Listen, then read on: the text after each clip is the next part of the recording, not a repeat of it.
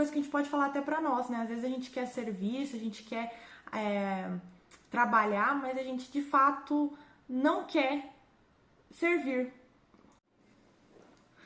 Oi, gente, tudo bem? Bem-vindos para mais um vídeo do livro Nosso Lar. Entraremos no capítulo 26, né, que se chama Novas Perspectivas.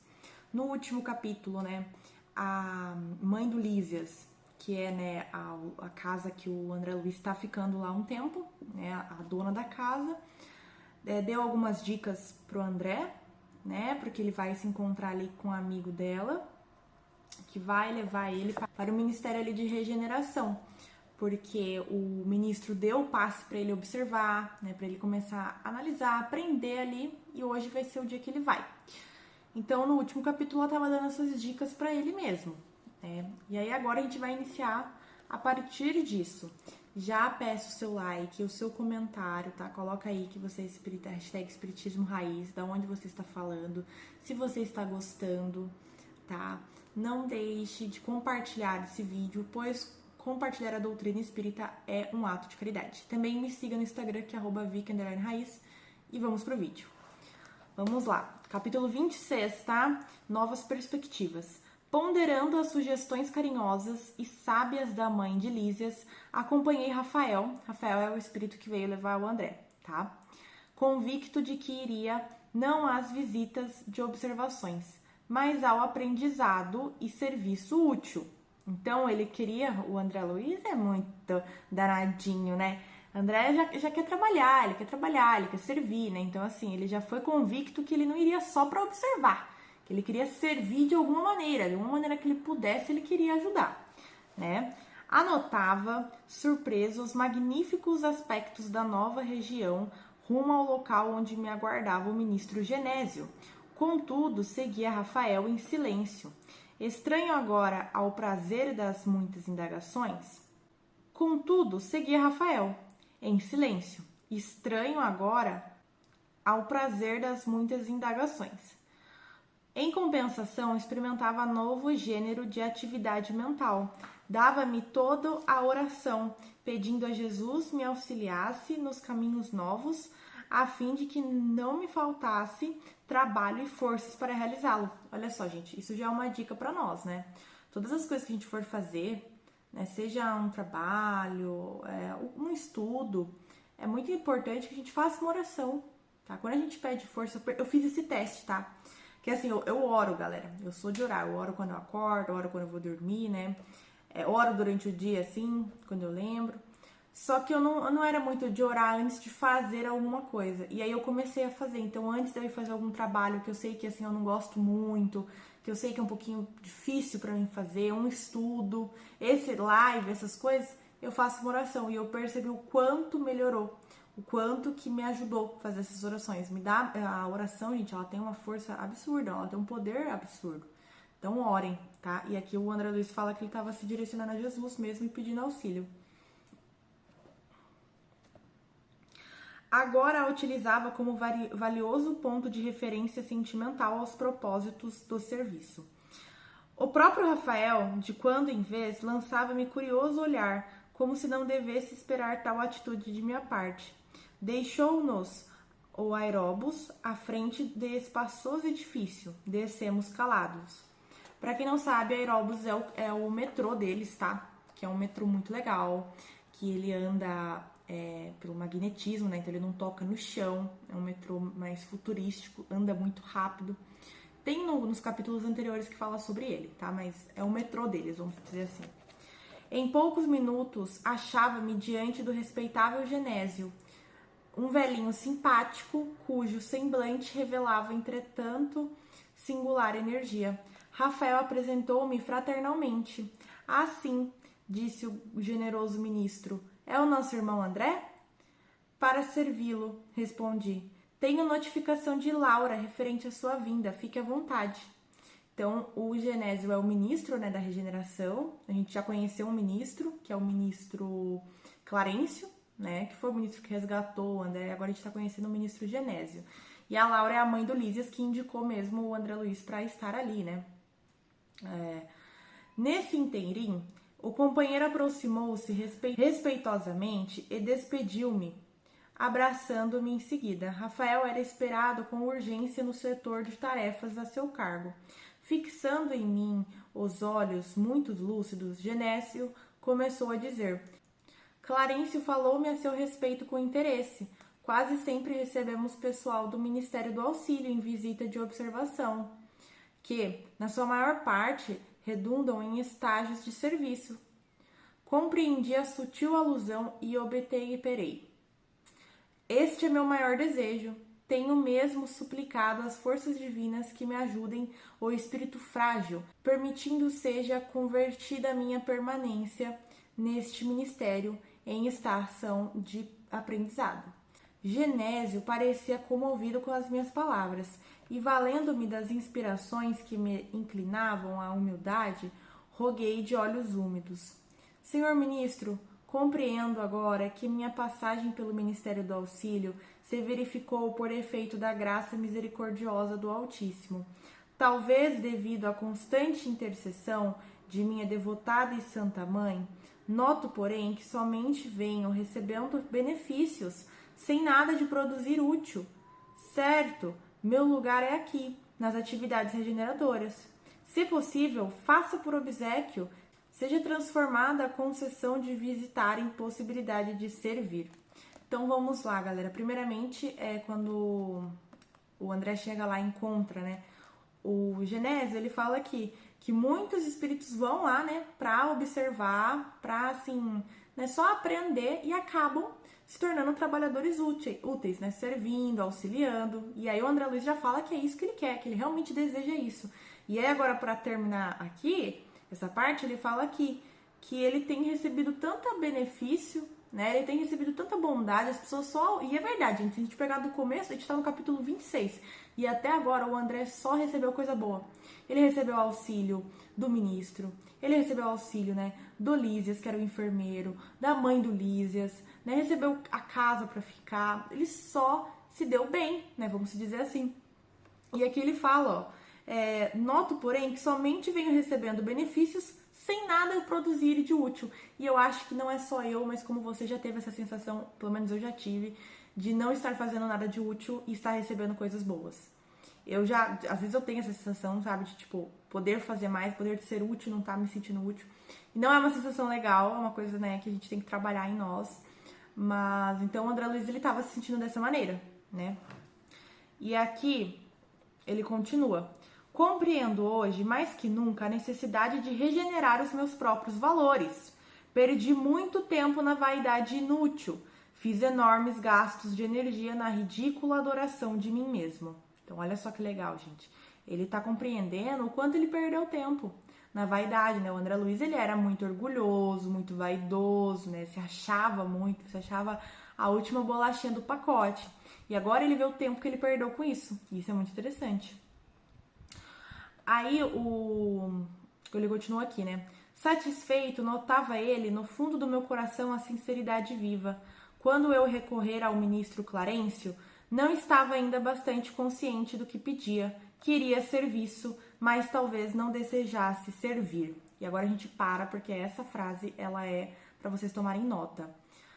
Para quem não sabe, nos capítulos anteriores, o André Luiz ele chegou a um dia pedir serviço para o ministro Clarencio. Ele foi lá de encontro, inclusive ele estava com uma outra senhora, né, que não fazia nada, a senhora inclusive não trabalhava, não estava servindo, estava fazendo... Aí o ministro Clarencio deu um sermão, né, um sermão para o bem nela, para ela começar. E aí o André Luiz já tinha pedido serviço. Só que ele fala aqui agora, com mais reflexão, né, com a mente, com maior despertar, ele fala aqui, ó, na época, né, queria serviço, mas talvez não desejasse servir. Isso é uma coisa que a gente pode falar até pra nós, né, às vezes a gente quer serviço, a gente quer trabalhar, mas a gente de fato não quer servir, né? Às vezes a gente, eu quero ajudar em tal coisa, mas aí, tem que levantar cedo, tem que fazer isso, tem que estar disposto, tem que abrir mão do seu sábado, do seu domingo, né? Alguma coisa assim do gênero, tá? E aí a gente não quer. Vocês já perceberam isso? Mas eu tenho que voltar para aquele trabalho chato, que eu tenho que acordar cedo, mas quando eu tava desempregada, eu tava reclamando que queria um emprego. E aí você arruma um emprego, e aí quando você tem que levantar cedo para ir trabalhar, você só reclama, não agradece, não quer servir, não trata bem os clientes, não faz as coisas certas, faz ali meia boca só para entregar, para não ser demitida. Isso é uma coisa que eu vi muito acontecendo, e eu, antes de ser espírita, era assim, tá, gente? Eu só reclamava, nossa, eu não estava satisfeita em nada.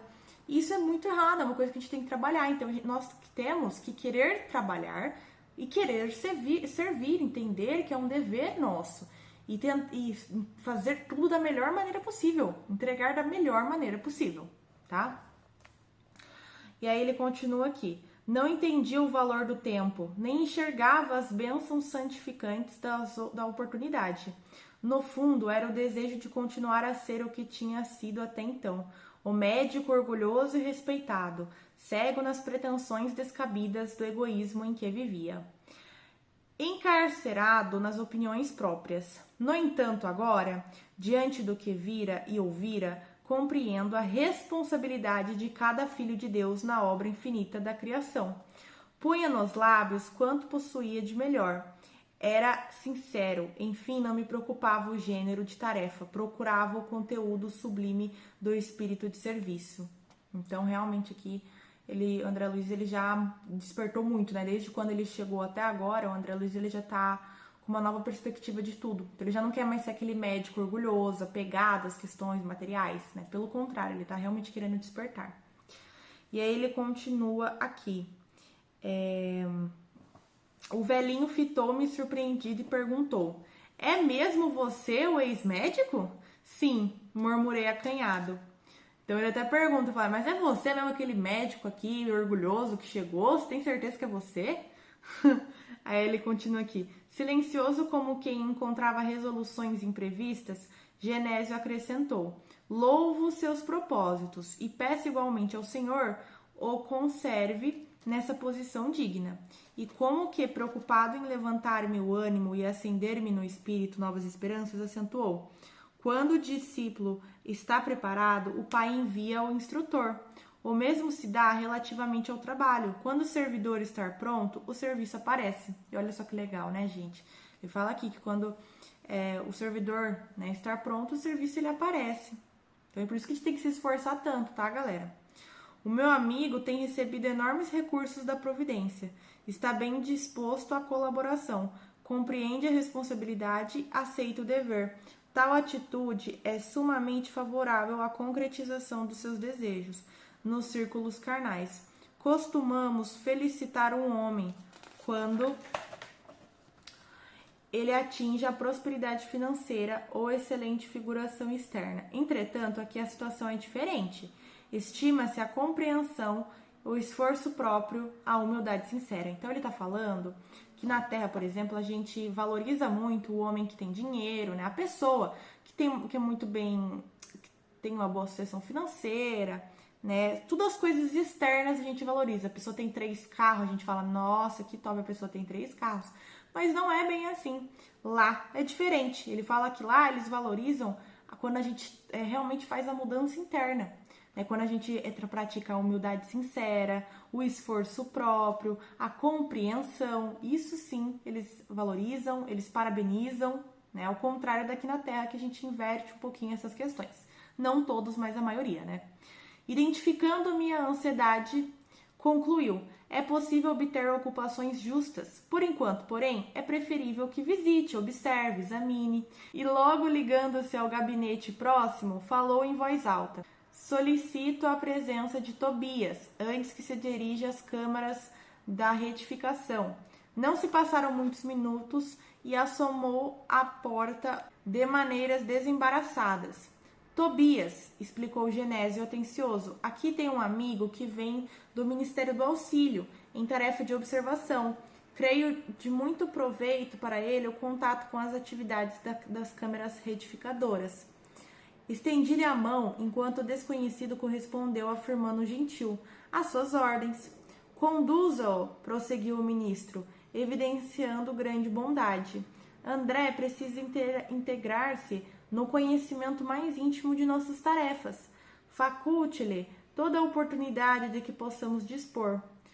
Prontificou-se Tobias, revelando a maior boa vontade. Estou a caminho, acrescentou ele, bem-humorado. Você deseja acompanhar-me? Perfeitamente, respondi satisfeito. O ministro Genésio abraçou-me comovido com as palavras de animação. Segui Tobias, resolutante. Atravessamos largos quarteirões, onde numerosos edifícios me pareceram colmeias de serviço intenso. Percebendo minha silenciosa indagação, o novo amigo esclareceu. Temos aqui as grandes fábricas de nosso lar, a preparação de sucos e tecidos e artefatos em geral. Dá trabalho a mais de 100.000 criaturas. Olha isso, gente, 100.000 criaturas. Que se regeneram e se iluminam ao mesmo tempo. Daí os momentos, penetramos num edifício de aspecto nobre. Servidores numerosos iam e vinham. Depois de extensos corredores, deparou-se-nos vastíssimas escadaria que comunicava os pavimentos inferiores. Desçamos, disse Tobias em tom grave. E, notando minha estranheza, explicou solícito. As câmeras de retificação estão localizadas nas vizinhanças do umbral. Os necessitados que aí se reúnem não toleram as luzes nem a atmosfera de cima, nos primeiros tempos de moradia em nosso lar. Então, gente, resumindo essa parte, o ministro Genésio chamou um outro amigo, né, o Tobias, para levar, né? Ele falou pro André Luiz para que ele não se preocupe muito, que no momento certo o trabalho, né, vai chegar até ele e que agora ele realmente deveria observar, ele deveria realmente buscar aprender, né? Porque ele ainda, querendo ou não, tá lá bem recente, né? Tem muita coisa para aprender, muita coisa ainda para evoluir. E aí eles começaram aí, inclusive o André Luiz ele dá vários detalhes, né, do lugar lá em si. E aí chegando, né, para ir para as câmeras de retificação, eles tiveram que descer, tinha uma escadaria, eles tiveram que descer. E o André Luiz falou, ixi, por que tem que descer, né? Que estranho. Aí o Tobias já percebeu isso e falou que os novos, aqui ele fala assim, ó, as câmeras de retificação ficam nas vizinhanças do umbral, ou seja, já ficam bem próximas ali da crosta do umbral, né? Porque os necessitados que ficam nessas câmeras, eles não aceitam as luzes nem a atmosfera de cima nos primeiros dias. Então, né, é um processo, galera. Eles saem de lá e eles passam um tempo nas câmeras de retificação, depois vai, né, pra regeneração e vai melhorando até irem pro hospital igual o André Luiz foi, né? Claro que cada caso é um caso. Então, por isso que eles têm que ficar ali primeiro, né, nas câmeras de retificação.